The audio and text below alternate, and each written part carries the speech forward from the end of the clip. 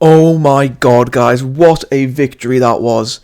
That was tasty, that was really good. It just felt good, to win a game this important. I didn't keep my phone on. To win a game this important, and the fact we 1-0 down as well, we just didn't look that great, and then we came back and managed to get the 3 points and played really well on the well. Hello guys, welcome back to the channel.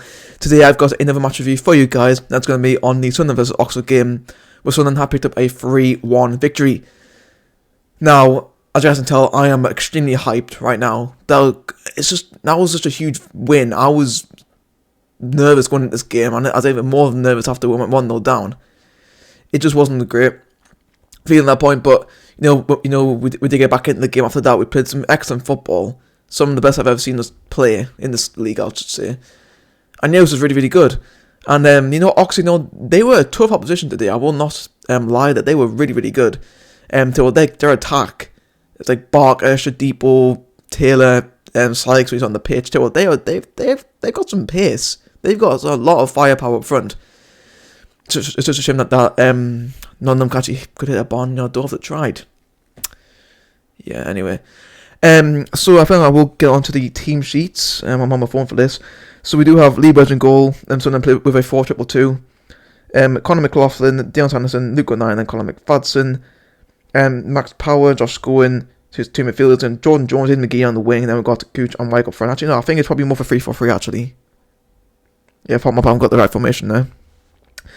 And for Oxford, I think they're for 4-3-3 at Stevens in goal, Ford, Moore, Atkinson, and Hansen in the back four. Henry, Brannigan, Sykes in midfield. They've got Shadipo, Taylor, and Barker up front. Two substitute benches for both teams. For Sunderland, we had Ross Stewart, Chris Maguire, Grant Ledbetter, Remy Matthews, Carl Winchester, Jack Diamond, Ian O'Brien. For Oxford, they had Liam Kelly, Dan J, Elliot Lee, Grayson, Sam Winnell, Craig Eastwood, and Callum McNally. I think it's McNally or Joe McNally. Luke McNally. Alright. So they're the first half, sorry. Sunderland I'll say for like the first 10 minutes we're looking okay. We're quite bright, making a few chances, taking it Oxford straight away. I think McGeady had a cross that was I think Gooch tried to have headed. I don't know what happened there. But had a bit of possession in the early stages of the game. But then Oxford did eventually grow into the game, and they did take the lead. Now I don't know what Max Power was. No, not Max Power, sorry. Jordan Jones. His pass to Aiden McGeady was absolutely atrocious. And then McGeady, it was quite tough for him to actually control it, and then when he did control it, he ended up losing it. And then Oxford broke on a counter attack. Brandon Barker absolutely sprinted down the left wing and switched over to James Henry. And James Henry, first time, unbelievable finish, I must admit, unbelievable finish from James Henry. No chance of Lee Burge getting that one. Great stuff there for Oxford. And Sunderland, we reacted straight away, as you would expect. Well, I mean, it was bad that we had to go a goal down to actually react, but I'm glad we did. And then we had a couple of chances here and there. It was a pretty even game. Oxford continued to have a couple of chances. I think it was Matty Taylor probably should have been a 2-0 to them. It was a great opportunity for him, but then I think McLaughlin managed to clear just in time. And then Sunderland did eventually manage to get the equaliser before half time. I've got to say, Jordan Jones, it's just like, can we please sign him permanently? That was some unbelievable skill I've seen from a Sunderland player in a long, long time. Maybe in my lifetime. I don't even know. It was just that good from Jordan Jones. Absolutely tore the Oxford defenders a new one. And then passed it to Lynden Gooch, who managed to get it past Stevens in the goal and make it 1-1 Sunderland right before half time, which was a great chance to actually get the equaliser. Because, as I say, there's never a better time to get an equaliser than right before half time. And then that was the end of the first half, which, things looking good until apparently there was like a little bit of scuffle in the tunnel between Lee Johnson and Karl Robinson, the Oxford manager, excuse me. Karl Robinson, I've got to say now, what an absolute wanker he is. He's just a dickhead. Like, every single time that Oxford played at the Stadium of Light, whether it been, whether I'm actually there watching it or I'm watching it on the TV, he's just always going to have to complain about something. I mean, he's always complaining about referees. Every single time he's been up here, he's just an embarrassment. He's just a shit Steve Evans, really. Oh my god, it just winds my neck in. And Oxford, I think it's like Oxford fans actually don't mind how he does this. Are you mad, Oxford fans? Are you mad? Are you mad, you university fucks? I'm sorry, I need to calm down. Are you mad? I think he's a total embarrassment of a manager. And for me, I mean, like, if he was my manager, I wouldn't be liking that at all. I know Johnson does it every now and again, but every single game, I swear Robinson does it. And it's just literally, Steve Evans over Gillingham, like, he did it all the time with Gillingham. I used to do it Peterborough as well back in the day. Jesus Christ. So, yeah, that's that. Technology on the way, Oxford came out all guns blazing. And then, I think it was like a cross came in from Oxford. Lee Burge came out to get it, but in Luke 09 just didn't. I don't know if Burge didn't call for it or Line just couldn't hear him. But 09 actually get the ball away, and then Sykes just absolutely ripped into him. Oh, by the way, Sykes was only on the yellow card. I think Conor McLaughlin and Moore was as well. But then the Oxford centre back, he was on the yellow card as well. Then Sykes just went into 09, and it was the second yellow card, and that meant Sykes was sent off, which apparently triggered your boy Robinson once again. I don't know what's with him. He just gets angry at everything. And then apparently some Oxford fans thought it wasn't a red card. It was a second yellow card. You gave the yellow card first, and it happened to be the second one, so he was sent off. You kind of complain about it. You kind of. And then from there, Sunderland seemed to get back in the game a bit more. We brought on Ross Stewart for Conor McLaughlin, and then we changed to a 4-4-2 with Gooch going at right back, which Gooch actually going at right back didn't actually do too badly, So he brought Stewart on. We then brought also who would bring on? My phone's ringing as well. Great. Who would bring on for Jordan Jones? It was Maguire. I don't know how I forgot that. Yeah, I don't know. But yeah, sorry about that, guys. But Maguire and I came on. Jones had hit the crossbar before he came off. It was a really good opportunity there. Before Sunderland do eventually get to the second goal of their second goal of the game, Lynden Gooch. Lynden Gooch annoys me a lot of the time. Like, he always tries to take on his man when he doesn't need to.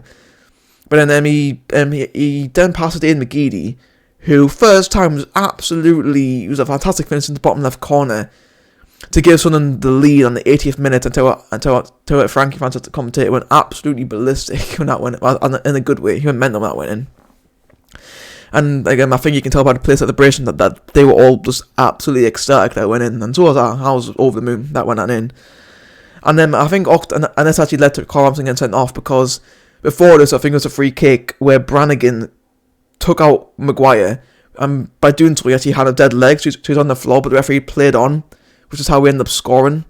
So Robinson was too happy about that, and then he was eventually sent off by Trevor Kettle, the referee, which again triggered Oxford fans. I'm like, oh my god, why is Robinson getting sent off? Oh my god, I'm like, bro, he's... Come on, damn, but that was the end of Robinson. Actually, no, that wasn't the end of Robinson, because then he refused to sit down with the Oxford substitutions. No, literally, like, the bloody... seemed like security had to come out and tell him to sit down. Like, he was being just an absolute embarrassment. I mean, like, I don't know if the Oxford fans saw that. I don't know if they saw that on iFollow, because, like, when we I can't speak. We actually use, some of the fans, obviously, we use, like, the actual SAFC app to actually watch the game, not for iFollow. So I don't know if the cameraman on iFollow picked up the fact that Robinson just refused to sit down. I don't know what happened there. But yeah, that was that. That bit came off from McGeady for Sunderland. Oxford had a few substitutions as well. Kelly, Aguirre, Lee, Grayson and Winnall all came on. And then Sunderland do get the third and final goal for them in added time. Came from Oxford. Oxford had a couple of chances to get an equaliser, they couldn't. And then Charlie White managed to break away. Nice ball with the max power. 1-on-1. Nice tap past the goalkeeper to make it 3-1 to Sunderland. And that was game over. It was...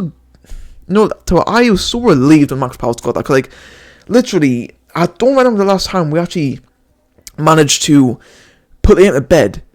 Like, in a situation like this. Because, like, usually, like against Jack Ross, Phil Parkinson, and even under the early days of Nick Johnson, probably would have went in the corner. But Max Powell's like, nah, fuck it, I'm going to go and get the third goal, and he did. And it was just amazing, because everyone was just chuffed when I went in. And yeah, it was absolutely tremendous to see. It really was great. And that was the end of the game. Can't not complain about that. Oxford fans, I had argument with on Twitter just before this game to Oxford fans, you need to calm down, lads. I mean, like, your football team is literally less relevant than your university and the AstraZeneca vaccine. No, literally, Oxford's football team is the third most well-known thing in Oxford behind the vaccine and the university. So, lads, your football team is fucking irrelevant. It's irrelevant, lads. Just stop. Stop being little angry little boys. Admit, okay, the referee... I mean, like, I didn't think he was too bad, personally. I mean, like, that's probably because he's getting all the decisions, but... Like, those free kicks, they were free kicks. Like, they may have been soft, but they were free kicks. So you can't really complain. I mean, the fourth official apparently didn't do too well with the whole manager scuffle. But, it's a fourth official. I mean, like, I don't know what's he meant to do about it. I mean, I don't know. It might be his job. But yeah, that's the end of this review. Pretty action-packed game. It was a very good game to watch. I mean, like, as a neutral, probably would have been great to watch as well. Also, shout out to a Newcastle fan who managed to pay the money to watch Sunderland play on a Good Friday. You sad bastard. God damn. Also, I seem to do this in every video, but I forget to actually give my man the match after doing the description. So my man the match is going to be Jordan Jones. Just top class performance from him.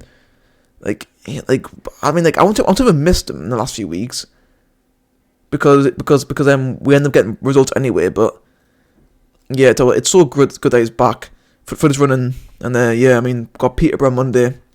I mean, they won today against Fleetwood. Hull left it late for them to beat Crewe as well, so things just do stay the same.